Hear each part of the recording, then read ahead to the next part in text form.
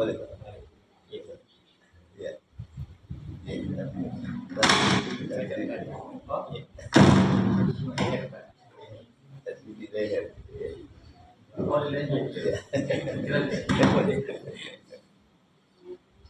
Bismillahirrahmanirrahim. Assalamualaikum warahmatullahi wabarakatuh. Alhamdulillahirabbil alamin. Wassalatu wassalamu ala asyrafil anbiya'i wal mursalin nabiyina Muhammadin wa ala alihi wa sahbihi ajma'in. Amma ba'd. Saya lupa habisnya Pak Bahtiar yang buka. Jadi silakan Pak, kita buka dulu. Kita buka dulu. Oh, ini. Biasanya ada pembukaan dulu. Bismillahirrahmanirrahim. Assalamualaikum warahmatullahi wabarakatuh. Alhamdulillah, kita senantiasa mengucapkan puji syukur kepada Allah Subhanahu wa taala. Salam dan salam juga senantiasa kita kirimkan kepada yang kita Nabi Muhammad sallallahu alaihi wasallam, kepada keluarga beliau, sahabat-sahabat beliau, dan pengikut beliau. Alhamdulillah, pada malam hari ini kita mulai kembali taklim kita mulai di awal Mei kemarin. Ini pertemuan ketiga taklim kita di bulan Mei. Alhamdulillah, mudah-mudahan kehadiran kita di sini diberkahi Allah Subhanahu wa taala. Ya, seperti biasa di akhir sesi mudah-mudahan ada waktu untuk tanya jawab kurang lebih 20 menit insyaallah. Insyaallah nanti diberikan jemaah untuk kesempatan untuk bertanya kepada yang memahami tentang apa yang disampaikan. Silakan. Ya. Bismillah, alhamdulillah, wassalatu wassalamu ala rasulillah wa ala alihi wa sahbihi wa man wala. Amma ba'd. Kaum muslimin wal muslimat, hadirin wal hadirat, jemaah salat maghrib dan isya yang dimuliakan Allah Subhanahu wa taala. Pertama-tama kita senantiasa memuji Allah Subhanahu wa taala dan bersyukur kepadanya atas segala limpah rahmat dan hidayahnya sehingga kita berkumpul kembali dimudahkan oleh Allah Subhanahu wa taala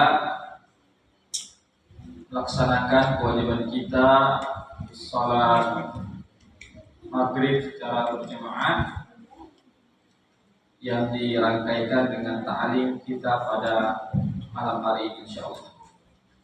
Salawat dan salam senantiasa kita kirimkan kepada junjungan kita Nabiullah Muhammad sallallahu alaihi wasallam beserta keluarga dan para sahabatnya, para pengikutnya yang tetap setia berpegang teguh kepada sunnah-sunnah beliau dan para sahabatnya hingga hari kiamat kelak. Amin ya rabbal alamin. Bapak hadirin yang dimuliakan Allah Subhanahu wa taala, saya sempat lupa juga Pak sampai di mana terakhir pembahasannya. Iya. Iya. Untuk mengusap wajah sudah Pak ya? Mencuci wajah sudah. Sudah ya, mencuci wajah. Yang terjadi perbedaan apakah jenggot juga sudah ya? Kalau mencuci tangan sampai waktu belum ya? Terakhir ya? Baik. Jamaah sekalian yang dimuliakan Allah Subhanahu wa taala, ya. Pembahasan kita kali ini ada beberapa pembahasan.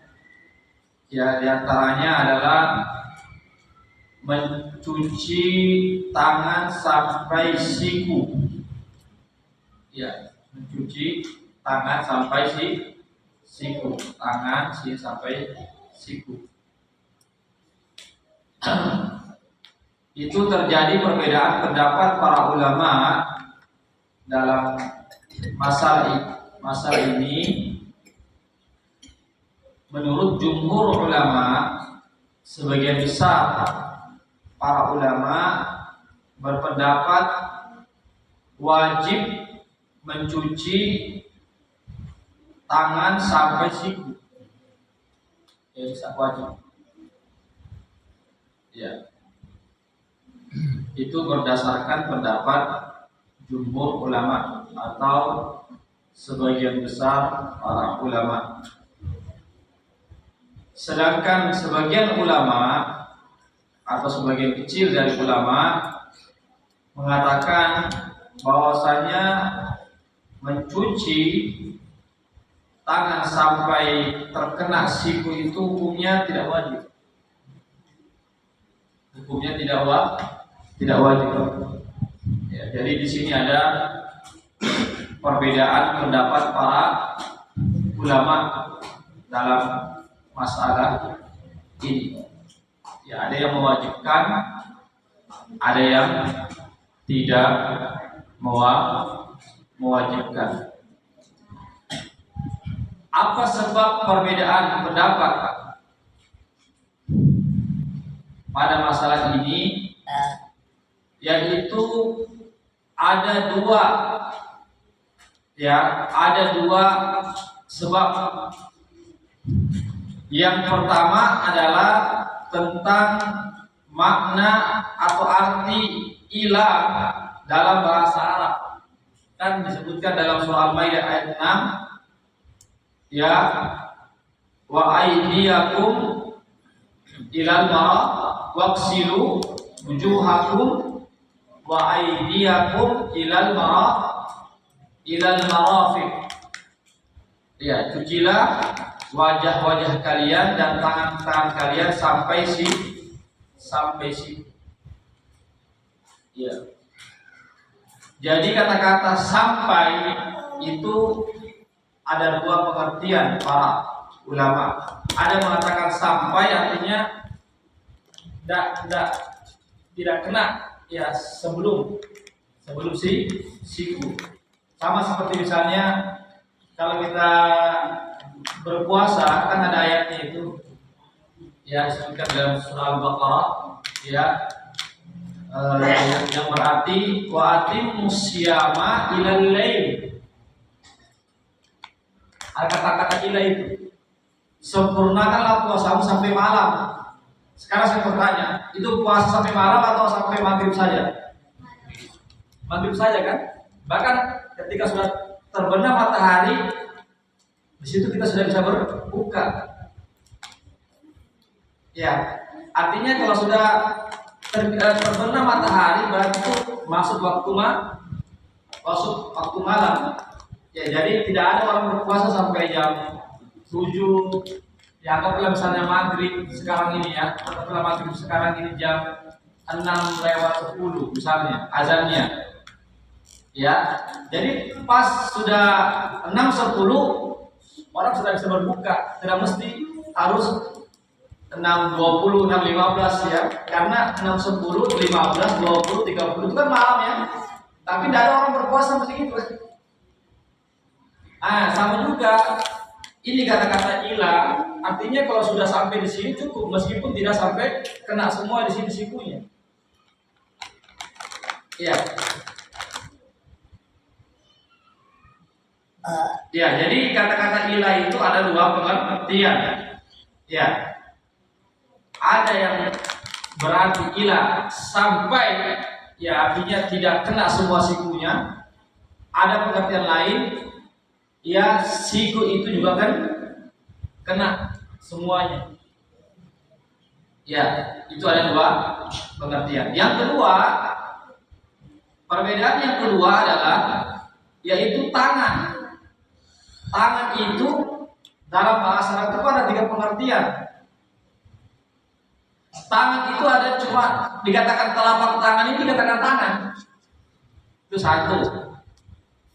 Ya, kemudian tangan itu ada yang sampai dari telapak tangan sampai siku. Itu juga dinamakan tangan. Kemudian pengertian yang ketiga dikatakan tangan itu adalah dari telapak tangan sampai Ini juga ya sampai perbatasan bahu itu juga dikatakan tangan. Ya. Sedangkan dalam masalah apa namanya, kalau orang mencuri Pak ya, dalam hukum Islam itu mencuri kan ada namanya potong tangan. Dia dipotong tangannya itu ya disebutkan dalam hadis as-sariqu was-sariqatu faqta'u aydiyahuma. Orang laki-laki yang mencuri dan perempuan yang mencuri maka potonglah tangannya. Yang dipotongnya mana Pak tangannya Pak? Bukan sampai di sini enggak, cuma sampai di sini. Iya. Yang dipotong tangan sampai di sini Pak, enggak sampai di siku, apalagi sampai di sini.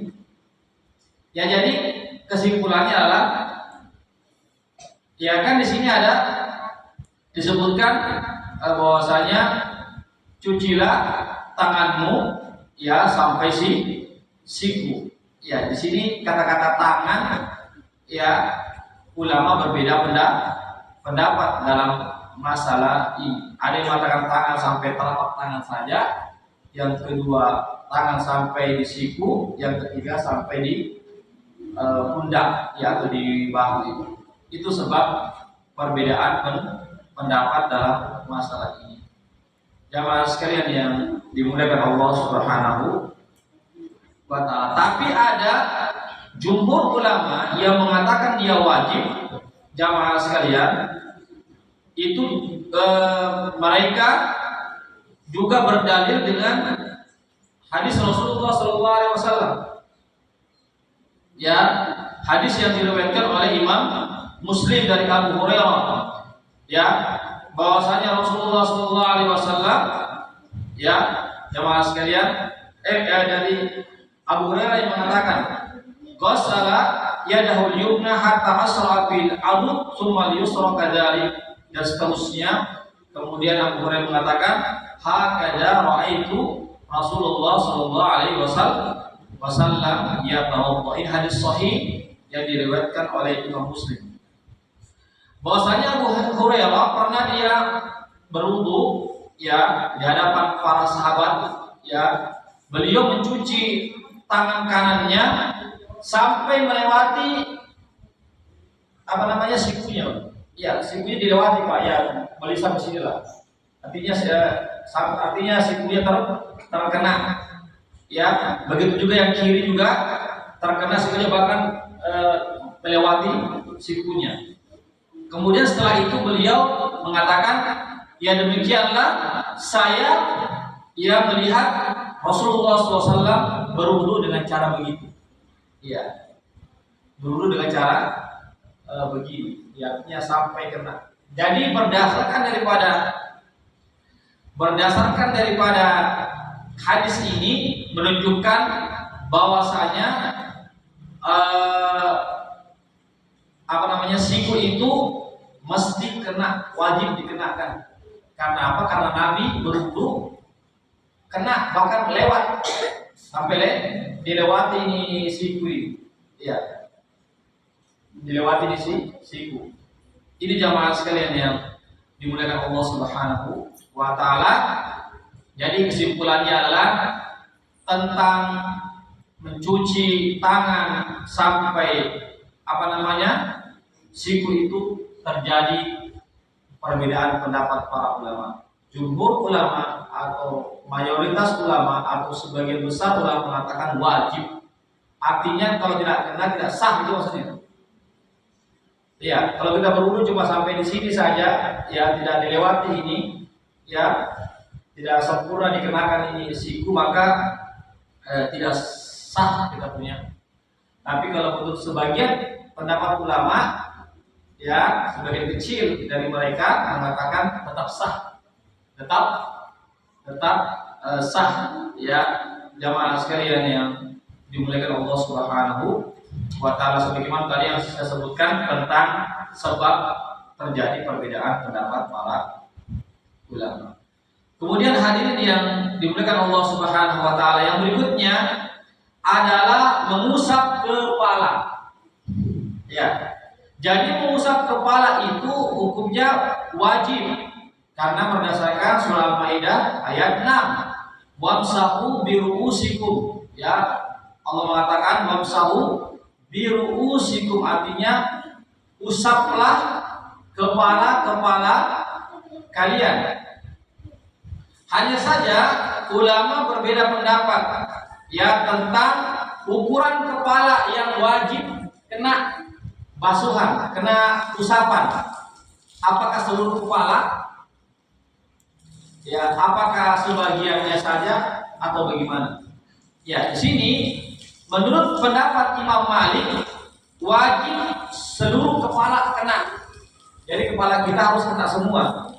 Jadi kepala itu dari sini, dari batasan ujungnya rambut ini sampai begini, kena semua, sampai ke belakang, ya, rambut yang paling bawah, ya, batasan rambut yang paling bawah, ya, batasan tubuhnya rambut paling bawah itu kena, ya, dekat, ya, seperti dengan dekat-dekat leher, ya. Lihat bagian belakang itu harus kena. Itu menurut pendapat Imam Malik. Jadi wajib kena semua kepala itu. Tidak boleh tidak. Ya. Sedangkan menurut pendapat sebagian ulama seperti mazhab Syafi'i, ya, dan sebagian atau pendapat daripada Abu Hanifah, yang wajib itu hanya ya sebagian kepala, tidak semua kepala, sebagian saja, bisa sampai di sini saja, dikenakan sampai sini sudah cukup, di tengah-tengah di sini sudah cukup. Yang penting sebagian kepala, jamaah sekalian, ya, hadirin yang dimuliakan Allah Subhanahu wa Ta'ala. Kalau Abu Hanifah itu jamaah sekalian, dia membatasi minimal 1/4 kepala, 1/4-nya kepala, ya, 1/4 kepala, ya, anggaplah kepala dari sini sampai di sini 1/4-nya, berarti cuma segini saja berarti kira-kira. Kalau sudah dikasih kena begini setengah sudah cukup, ya, 1/4. Kalau Imam Syafi'i tidak membatasi, Pak. Imam Syafi'i tidak membatasi, yang penting sebagian kepala, apakah 1/4 kepala. Makanya kalau ada orang yang cuma begini saja itu sudah sah itu. Iya, jamaah sekalian. Jadi tidak ada pembatasan tentang sebagian kepala itu menurut mazhab Syafi'i. Iya.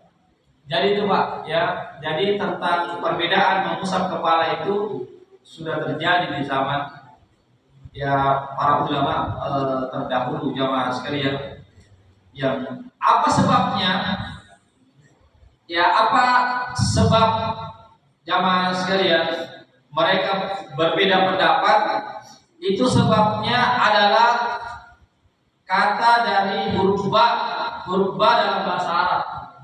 Tadi kan yang waktu pembahasan sebelumnya itu adalah tentang mencuci sampai tangan sampai siku, itu kan huruf ila kan, sampai kan, kata sampai itu apa artinya itu.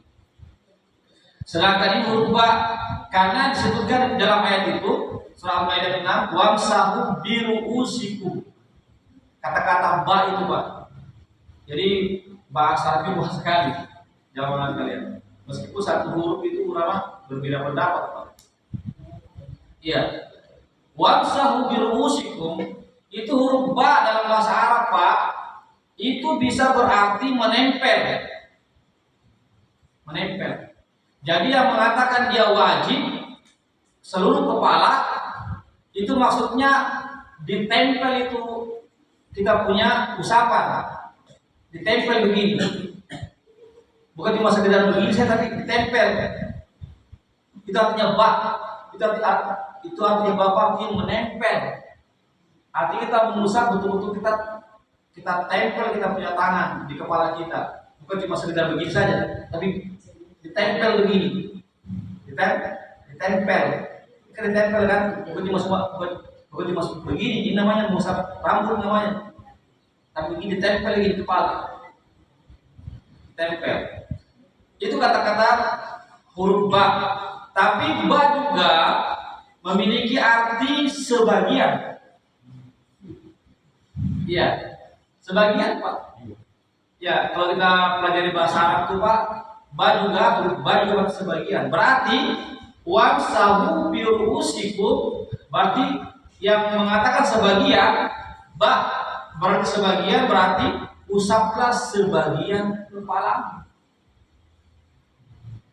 Makanya jangan heran kalau mazhab Syafi'i dan mazhab Abu Hanifah tidak mengapa cuma sebagian saja. Sebagian saja.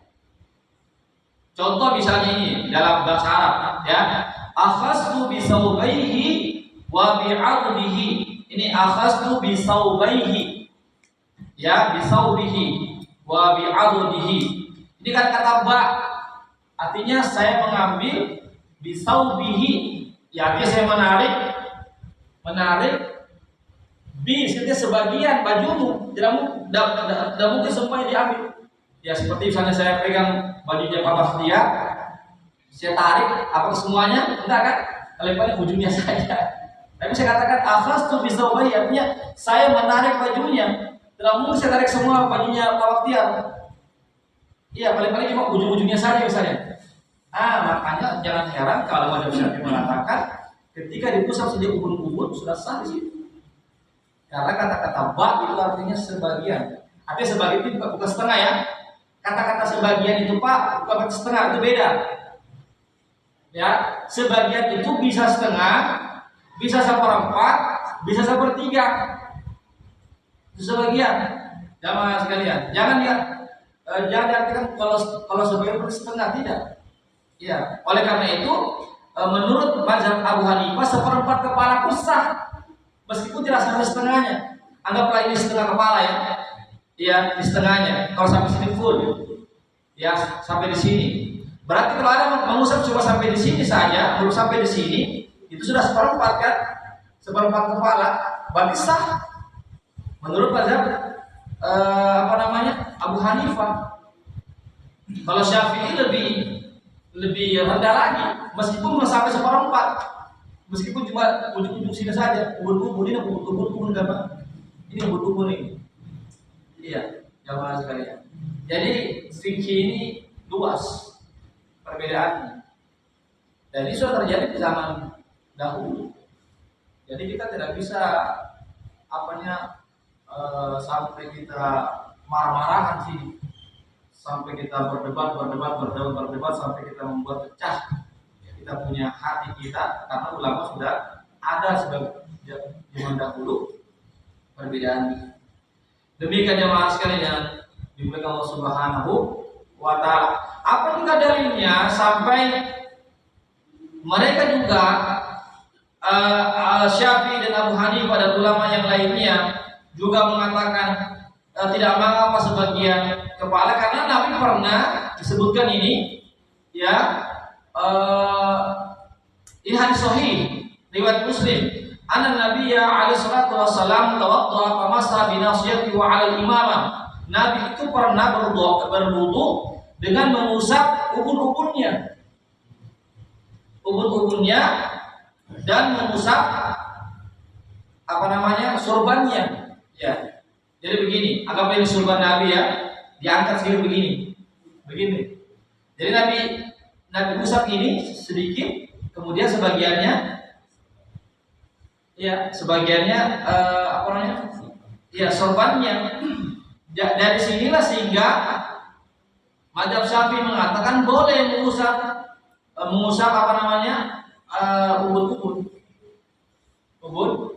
ubun-ubun. Jangan sekalian berdasarkan hadis ini. Ya, hadirin yang dimuliakan Allah Subhanahu wa taala. Jadi ini Pak, sekali lagi terjadi perbedaan pendapat para ulama tentang masalah ini. Tetapi ada hadis, ya ini hadis jemaah sekalian, ya hadis riwayat Malik, ya Al-Imam Malik dan yang selainnya, Imam Ahmad, bahkan juga hadis Imam Bukhari, hadis yang sahih, bahwasanya itu Nabi juga diriwayatkan beliau mengusap bagian kepalanya itu dari depan begini, baru ke belakang, lalu tarik ke ke depan. Ya, itu ada hadisnya Pak. Itu hadisnya. Oleh karena itulah sehingga Imam Malik berdasarkan hadis ini mengatakan wajib kena semua. Wajib kena semua.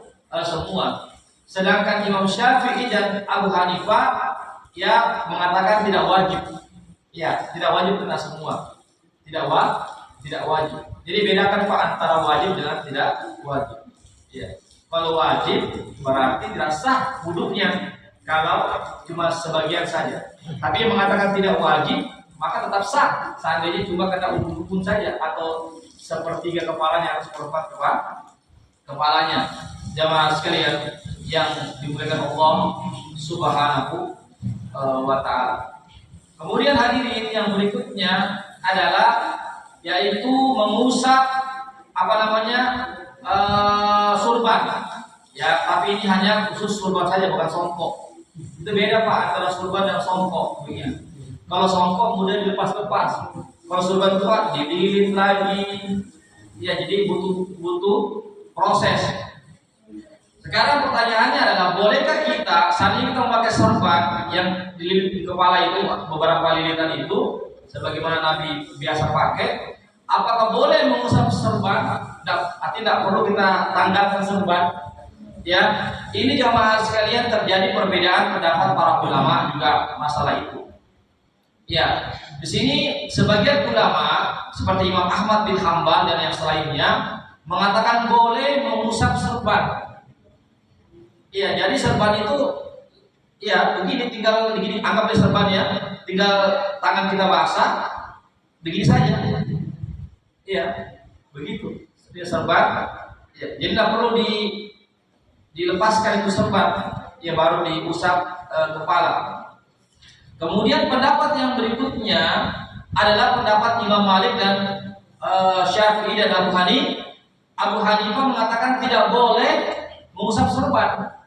Tidak boleh mengusap serban. Jamaah sekalian. Ya, apa jamaah sekalian? Ya, apa sebab kenapa para ulama berbeda pendapat dalam masalah ini? Itu jamaah sekalian karena mereka berbeda pendapat tentang hadis Rasulullah Shallallahu Alaihi Wasallam yang bahwasanya ya Nabi SAW pernah mengusap ubun-ubun dan serbannya. Artinya yang dimaksud dalam hadis ini adalah yang diusap itu adalah ubun-ubun dan serban, bukan serbannya saja. Itu maksudnya. Jadi menurut pendapat Imam Malik, Syafi'i, Abu Hanifah boleh serban diusap, tetapi diusap juga ubun-ubun begini posisinya. Diusap dulu ubun-ubun sedikit, baru selebihnya diusap serban.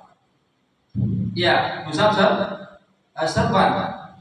Ya, tapi menurut pendapat Ahmad bin Hambal bahwasanya ini hadis bisa ubun-ubun dan serban, bisa juga cuma serban saja.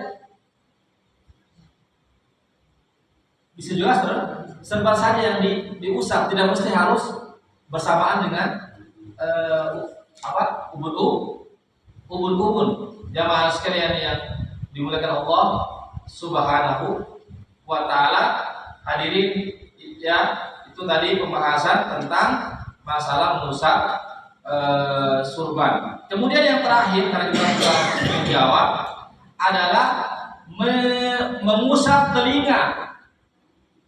Mengusap telinga. Ya, apakah sunnah hukumnya atau wajib? Ya, mengusap telinga itu apakah sunnah atau wajib? Ya, di sini sebagian ulama ya terjadi perbedaan pendapat para ulama jamaah sekalian. Kalau mazhab Syafi'i mengusap telinga itu hukumnya sunnah, tidak wajib. Seandainya tidak diusap ini telinga, maka tidak mengapa. Ya, kenapa? Karena dalam ayat Al-Quran tidak ada kata-kata telinga kan? Tidak ada.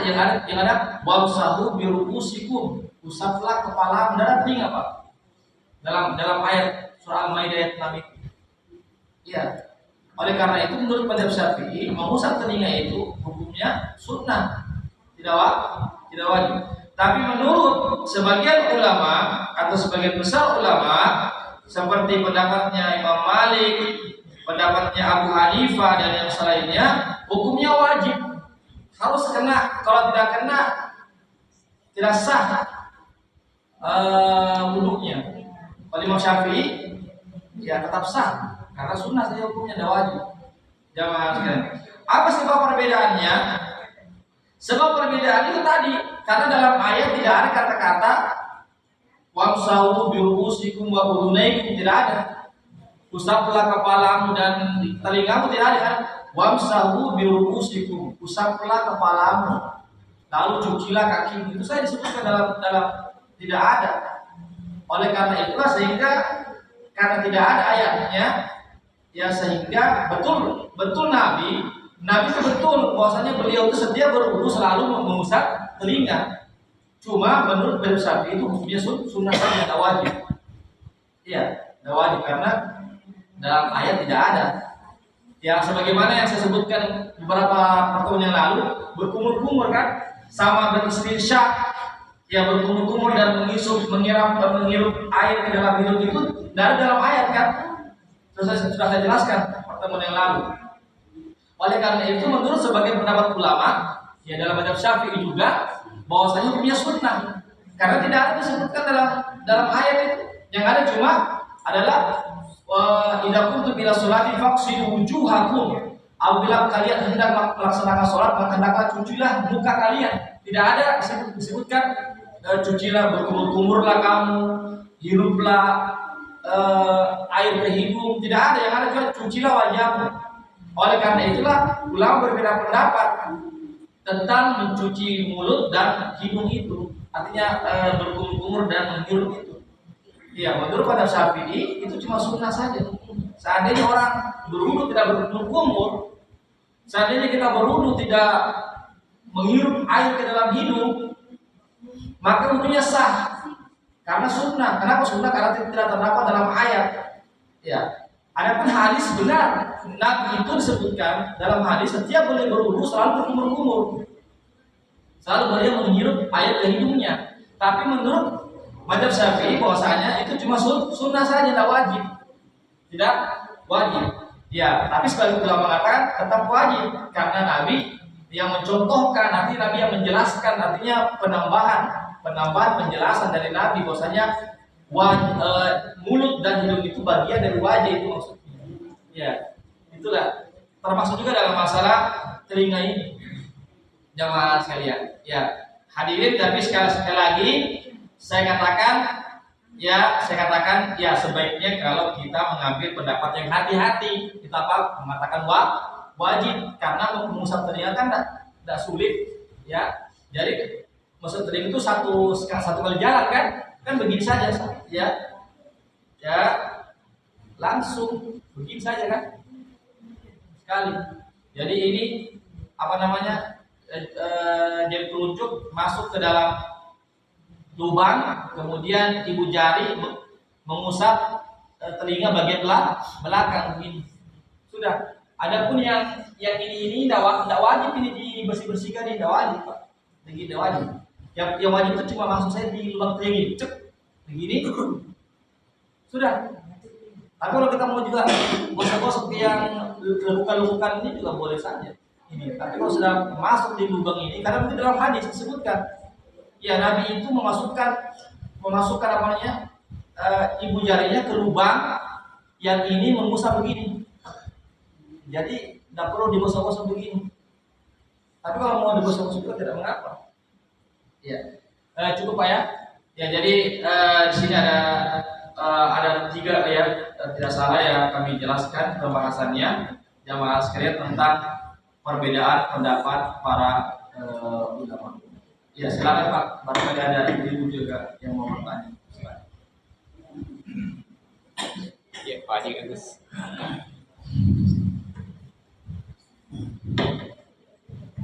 Assalamualaikum warahmatullahi wabarakatuh.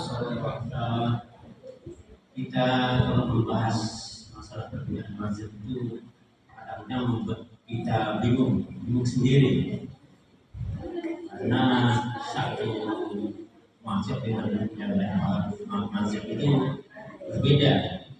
Apakah bisa kita ambil jalan pintas? Jalan pintas kita tinggal lihat saja hadisnya seperti apa. Tentu bukan kita mengartikan sendiri, kita tidak mampu itu. Jadi seperti tadi bahwa mengusap tangan itu kan perbedaannya hanya masalah bahasa di sini sampai sini atau di sini. Jadi kita lihat saja jalan pintasnya bagaimana prakteknya Nabi. Nah, itu sudah tentu pasti sangat benar. Juga dengan yang mengusap, kita ingat tadi mazhab Syafi'i mengatakan bukan wajib. Kita lihat saja hadisnya seperti apa, itu yang kita ikuti. Jangan sampai kita karena kita terlalu fanatik dengan mazhab sehingga kita lupakan tidak kata Imam Syafi'i itu sunnah, kemudian kita tidak lakukan. Bagaimana dengan hadis bahwa Nabi mengusap telinga? Jadi maksud saya, apakah kita bisa mengambil jalan pintas memudahkan, membuat simpel, tidak berbelit-belit begitu? Contoh Nabi yang kita ikuti. Iya. Jadi menyikapi perbedaan pendapat para ulama ini, ya kita tinggal melihat ya kira-kira mana yang kita anggap pendapat itu yang kuat, ya. Itu yang pertama. Yang kedua, kalau kita langsung tidak mau mempelajari mazhab, kita langsung ke hadis, ya itu kita bisa banyak keliru, Pak. Kenapa? Karena hadis itu, Pak, membutuhkan penjelasan para ulama. Ya. Contoh misalnya ini ada kitab misalnya Sahih Bukhari, Sahih Muslim ya. Lengkap. Kita langsung baca saja itu. Tanpa kita tidak mau melihat bagaimana mazhab ulama ya yang menjelaskan ini hadis. Karena itu hadis, Pak, ada hadis yang mansukh, ada hadis yang sudah dihapus dengan hadis yang lain. Ya itu sudah dijelaskan dalam hadis, tidak ada, Pak. Karena itu hadis cuma sekedar dia cuma memaparkan saja ini hadis-hadisnya. Ya. Sedangkan di dalam di dalam masalah fikih itu, Pak, ada namanya ini hadis yang bersifat umum. Ya, ada hadis yang bersifat khusus. Itu sudah dijelaskan dalam hadis. Ini ada hadis yang mutlak, ini ada hadis yang terbatas, ada yang bebas, ada hadis terbatas.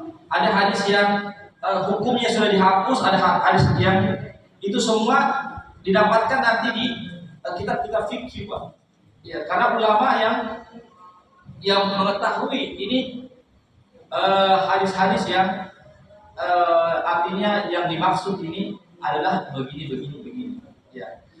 Ya, jadi bukan berarti saya mengatakan kalau gitu kita tinggalkan saja hadis, tidak, Pak. Artinya silahkan Bapak buka hadis Sahih Bukhari atau yang lainnya, tetapi jangan kita tinggalkan mazhab, jangan tinggalkan kitab fikih, Pak. Ya, jadi beda, Pak, antara kitab hadis dengan kitab fikih. Itu kalau hadis itu, Pak, dia cuma memaparkan saja hadis-hadisnya. Tapi kalau kitab fikih itu, Pak, dia memaparkan hadis dan dia komentari, dia analisis hadisnya, Pak. Contoh misalnya, kalau kita cuma baca hadis saja, kita akan salah. Itu apa? Dalam hadis Nabi, diantaranya ya, jadi banyak. Laisa minal birri asyamu fis safar. Itu ada sebab turunnya tuh.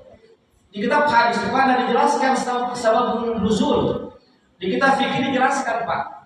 Itu apa artinya? Laisa minal birri asyamu fis safar. Ya, bukanlah kebaikan orang yang berpuasa di waktu safar. Artinya siapa yang berpuasa di waktu safar maka tidak baik. Artinya harus berbuka. Jadi ada sebabnya, Pak. Sebabnya itu jamaah sekalian, ada di zaman Nabi ada orang yang yang berpuasa, ya dia paksa dirinya akhirnya dia pingsan. Kata Nabi, kenapa dia itu? Rasulullah, dia berpuasa akhirnya pingsan. Keluar hadis Nabi, laisa minal birri asyam fis safar. Ya, kenapa? Jamaah sekalian, karena dalam banyak hadis Nabi dan sahabat ada yang berpuasa ketika bersafar. Disebutkan dalam hadis itu bahwasanya kami itu di antara sahabat, ya ada sahabat yang meriwayatkan ketika kami bersama Nabi, di antara kami ada yang berpuasa, yang kuat berpuasa, yang tidak kuat tidak berpuasa, dan kami tidak saling mengejek dan mereka, kami saling mengejek. Ya. Jadi kalau kita cuma berpatokan pada hadis, Pak, laisa minal birri asyam fis safar, lalu kita tinggalkan komentar analisis para ulama, kita salah. Oh, berarti tidak boleh kita berpuasa ini. Padahal saya kuat, Ci. Bahkan para ulama mengatakan siapa yang kuat berpuasa meskipun safar lebih baik dia berpuasa daripada berbuka. Contoh misalnya saya ke Palu misalnya naik bus, saya kuat dia berpuasa, buat apa saya berbuka? Karena kalau saya mengganti lagi susah, ya mengganti puasa susah. Ya, jadi hadis itu tidak bisa kita pahami, Pak, karena kita kapasitas kita bukan ulama, makanya perlu ulama yang menjelaskan itu, ya. Makanya timbullah namanya mazhab itulah yang punya kapasitas, kapabel, kemampuan untuk itu menganalisis, menjelaskan kepada umat, ya, tentang masalah itu, Pak. Ya, saya sekali lagi, Pak, bukan berarti tidak boleh kita silakan hadis-hadis, Pak, silakan, tetapi jangan juga kita lupakan pendapat para ulama. Demikian, Pak. Ya, saya juga tertarik. Ini saya juga menarik di penjelasan seperti ini. Yang pertama, yang saya ingin tanyakan, tapi ini kan kalau kita berbicara ulama, ya, saya kira sepakat semua mengakui Imam Malik, Imam Syafi'i, Hambali, Hanafi. Artinya semua ulama mengakui itu kehebatan mereka di dalam menjelaskan fikih-fikih. Jadi kalau kita mau belajar, tentu kita harus belajar dari mereka. Artinya kita harus mengetahui bagaimana penjelasan ulama seperti Imam Malik, Imam Syafi'i. Ya. Yang kedua saya kira perlu begini, Ustaz. Kita mempelajari perbedaan ini tidak menyalahkan orang lain. Artinya kalau kita mendengarkan banyak informasi seperti ini, orang bodoh cuma kasih begini kepalanya. Jadi kita bisa, oh iya, ada penjelasan. Artinya kita bisa logo tanpa membuat orang lain kita menganggap kita benar. Ya, kita benar. Saya kira itu penting sekali di dalam penjelasan seperti ini supaya kita bisa di dalam beraktivitas kita tidak langsung menuduh orang, oh ini salah orangnya. Ya. Yang perlu barangkali juga hati-hati bagaimana. Misalnya tadi kepala, kita ambil saja yang lebih katakan wajib. Artinya kita kalau kita secara pribadi tanpa menyerahkan yang lain, kalau menurut saya lebih hati-hati. Mungkin seperti itu tanggapan kita, bagaimana penjelasannya saja. Iya, apa yang disampaikan oleh Pak Bastian itu benar. Ya, jadi dalam masalah fikih itu, Pak, itu luas sekali. Kita harus berlapang dada di situ kita. Ya, seperti tadi dalam masalah ini. Ya, jangan kita itu mazhab Syafi'i itu kenapa nih? Iya, masa kita masalahkan Syafi'i, Pak? Siapa kita ini, Pak? Iya, jauh sekali perbedaan kita dengan Imam Syafi'i, Pak. Jadi kita menghargai pendapat beliau. Iya, karena disebutkan dalam hadis, "Idza ijtahada al-hakim fa asaba falahu ajran wa idza akhta'a falahu ajrun wahid." Apabila seorang hakim, seorang ulama, dia berijtihad mengeluarkan satu hukum lalu dia benar, dia mendapatkan 2 pahala, Pak. Dan jika salah, mendapatkan 1 pahala, tetap dia tidak berdosa, Pak. Iya. Jadi Imam Syafi'i seandainya dia salah, ya, kalau dia salah, tetap dia dapat pahala karena dia ulama. Beda dengan kita, Pak. Kalau kita salah, kita berdosa karena kita tidak mengikuti ulama. Iya, gitu. Jadi kita tetap harus mengikuti pendapat para ulama ya tentang masalah-masalah fikih. Ya, jadi kita bisa saling berlapang dada. Oh iya, seperti mengusap ini Pak. Mengusap jangan. Kamu salah, kamu bid'ah itu, masuk neraka kamu dasar. Ini bisa berkelahi kita Pak. Bisa berkelahi. Siapa tahu ini berpegang dengan mazhab Syafi'i dan Abu Hanifah Pak. Masa gara-gara itu kita berkelahi? Padahal ulama sudah dahulu ada dan para ulama sudah berkelahi. Para ulama sudah berkelahi Pak. Iya. Di zaman sahabat kan begitu. Pernah sahabat Nabi utus kan pergi ke Bani Quraidah, kata Nabi la yusalliyanna ahadukum al-asr illa fi Bani Quraidah. Satu hadis Pak sahabat berbeda pendapat.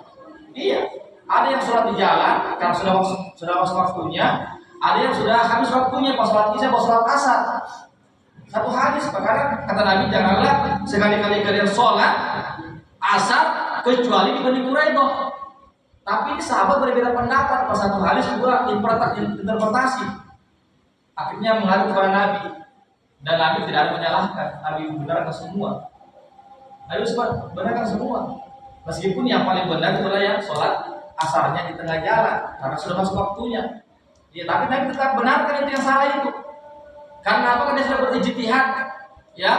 Tapi dia salah dalam ijtihad. Tapi Nabi tetap kata Nabi, kamu mendapatkan pahala ijtihad. Ya, jadi ini fungsinya ini mazhab-mazhab itu membantu kita Pak agar kita bisa memahami hadis-hadis atau ayat-ayat Al-Quran. Contoh lagi Pak ya tentang Al-Quran. Ada juga orang mengatakan, buat apa kita capek-capek berpedoman kepada ahli tafsir? Cuma kita langsung saja buka Al-Quran saja kita. Ya, ini ada Pak. Ya disebutkan dalam ayat ya paman syamikum falyakfur wa man syamikum falyu'min. Ada orang salah Pak, bahkan ada sampai profesor salah. Saya pernah baca artikel zaman sekarang salah karena dia tidak mau mengambil pendapat para ulama ahli namanya ahli tafsir. Apa bunyinya? Barang siapa yang mau beriman silakan beriman. Siapa yang mau kafir silakan kafir. Berarti dia membuat kesimpulan di Quran masih banyak Pak. Tidak perlu sebut Quran apa di mana sekalian. Dia mengatakan berdasarkan ayat ini menunjukkan bahwasanya Allah menyuruh kita untuk memilih. Allah menyuruh kita untuk memilih kafir atau, padahal kalau kita buka kitab-kitab para ulama tafsir dan selainnya tidak ada kata-kata pilih. Justru Allah mengancam kita kalau kita kafir. Karena ada ayat setelahnya Pak, inna a'tadna lil kafirina. Sesungguhnya kami menyiapkan neraka bagi orang-orang yang kafir. Berarti ini ayat bukan pilihan Pak, tapi ancaman. Itu kalau kita cuma berpedoman kepada teks ayat dan kita tidak mau mengambil pendapat-pendapat para ulama ahli tafsir Pak. Jadi ada ulama ahli tafsir, ada ulama ahli fikih namanya Pak. Ya demikian. Masih ada yang mau satu orang kalau ada? Iya, ada satu Ustaz. Iya, silakan. Iya, makasih Ustaz. Langsung aja. Kalau tadi anjurannya Ustaz itu untuk lebih antisipasi dalam menjalankan syariat fikih, utamanya masalah istighfar dulu tadi. Nah, pertanyaan saya teknis saja, bagaimana kalau misalnya kita berada dalam situasi di mana kita tidak bisa menggunakan dari istighfar dulu itu sendiri? Contoh misalnya ada luka di bagian kepala atau wajah yang tidak memungkinkan kita untuk kena dengan air secara langsung, atau mungkin karena pekerjaan sebentar misalnya tentara pakai sepatu laras cukup sulit untuk buka sepatu pakai lagi. Nah, diperbolehkan untuk mengusap sepatunya saja. Kan saya pernah juga baca katanya diperbolehkan untuk mengusap sepatu saja. Intinya dalam pertanyaan saya, apakah boleh kita melakukan tidak menggunakan wudu sebagaimana anjuran atau kaidah fikih yang ada dalam suatu situasi yang tidak kondusif, entah itu karena sakit atau karena pekerjaan? Itu saja. Ya, jadi hukum asalnya itu kita menyempurnakan tohara kita sebagaimana yang disebutkan surah Al-Maidah ayat 6 dan hadis-hadis Rasulullah SAW. Tapi yang namanya kondisi-kondisi tertentu, ya seperti misalnya kalau ada korban di sini, ya kita tidak bisa ya kena air misalnya, apakah boleh kita mengusap? Itu juga ada hadisnya. Ya, pernah di zaman Nabi ada yang bocor kepalanya, ya, lalu dia junub, ya, junub di tengah malam, akhirnya dia mandi, mandi, akhirnya apa yang terjadi? Dia meninggal dunia karena panas kan sini, ya, kena air, akhirnya meninggal dunia. Ya, apa kata Nabi? Mestinya dia tutup apa namanya, yang bocornya itu, ya, lalu dia usap saja, ya, ini mandi junub, ya, mandi junub, usap saja yang apanya, yang di atas perbannya itu, lalu sebagian kepalanya dia kenakan air. Ya, jadi berdasarkan daripada hadis ini bahwasanya boleh kita mengusap saja. Ya, karena kalau kita kenakan air, diguyur air, akhirnya masuk ke dalam korban, karena kita punya penyakit, itu bisa memperparah penyakit. Bahkan di zaman sahabat itu meninggal dunia itu orang. Ya, meninggal dunia. Jadi itu ada keringanan itu, Pak. Begitu juga Ali bin Abi Thalib disebutkan dalam hadis, beliau pernah sampai patah tangannya, pergelangannya. Ya, akhirnya semacam dibalung begitu. Ya, ketika berwudu disebutkan beliau mengusapnya saja ini. Diusap saja ini, tidak disiram, tidak digosok, diusap saja. Jadi boleh. Ya, sama juga seperti tentara misalnya, atau memakai sepatu panjang, itu juga ada hadisnya. Ya, namanya mengusap sepatu. Khuf namanya. Khuf itu adalah sepatu yang menutupi mata kaki. Ya, seperti tentara kan, bahkan tentara sampai setengah betis itu misalnya. Ya, sepatu safety begitu. Itu ada hadisnya. Ya, karena Rasulullah SAW pernah disebutkan dalam suatu banyak riwayat, bahkan itu hadis mutawatir, karena ada sekitar 80 sahabat yang meriwayatkan itu. Ya, hadis mutawatir, bahkan mengusap sepatu itu sudah masuk dalam bab akidah. Karena Imam At-Tahawi, ya, dari mazhab Hanafiyah memasukkan itu dalam bab akidah. Bayangkan, Pak, karena apa? Karena hadis yang mutawatir. Hadis yang mutawatir tidak boleh lagi kita perselisihkan di situ karena sudah jelas-jelas kesohihannya. Jadi ada hadis mutawatir, Pak, ada hadis ahad. Jadi mengusap sepatu itu atau khuf itu sudah sampai hadis mutawatir karena kurang lebih 80 sahabat yang meriwayatkan itu hadis. Ya. Jadi mengusap sepatu itu pernah di zaman Nabi, ketika Nabi berwudu di dalam safar, ya, dalam safar Nabi berwudu, tiba-tiba sahabat mau mencopotkan sepatu Nabi. Ya, bagaimana sahabatnya betul-betul ikhtiar kepada Nabi, ya. Beliau mau dicopotkan sepatu Nabi. Jangan, Umar, biarkan kata Nabi. Karena ketika sebelum saya memasak itu saya sudah bertoharat terlebih dahulu. Makanya saya cukup mengusap saja. Jadi tidak perlu dicopot itu sepatunya. Jadi Nabi tidak copot sepatunya. Jadi Nabi ketika sudah sampai pada bagian kaki, beliau cuma basahi tangannya tipis-tipis, lalu dia usap, ya, bagian atasnya. Ya, begitu. Jadi ada hadisnya, Pak. Ya, jadi ada hadisnya. Ya, ada hadisnya dalam hal-hal yang tadi itu, sakit, ya, dalam keadaan tadi itu, dalam memakai sepatu itu boleh. Ya, boleh. Demikian. Ya, saya kira waktu disampaikan kepada jemaah, insyaallah untuk taklim berikutnya insyaallah pada asar, karena ya hadir insyaallah nanti dari Ummahat Ustaz. Ada beberapa dari DPC yang hadir insyaallah, jadi dia minta pada asar untuk tasawuf, untuk pertemuan ke depan ya, tasawuf yang disampaikan kepada jemaah. Insyaallah ke depan hari Ahad diundang untuk bisa hadir di masjid kita, sholat asar dan dilanjutkan taklim di hari Ahad insyaallah. Disampaikan juga nanti setelah bisa kita bisa duduk di masjid untuk ada disiapkan dari dulu insyaallah. Kami mohon Ustaz untuk menutup. Ya, demikianlah jemaah sekalian apa yang bisa kami sampaikan. Yang benar datangnya dari Allah saja, yang hilaf yang salah dari kami dan kemudahan kami dan kekurangan ilmu kami. Dan kami tutup dengan membaca doa penutup majelis. Subhanallahumma wa bihamdihi, asyhadu an la ilaha illa anta, astaghfiruka wa atubu ilaik. Wassalamualaikum warahmatullahi wabarakatuh.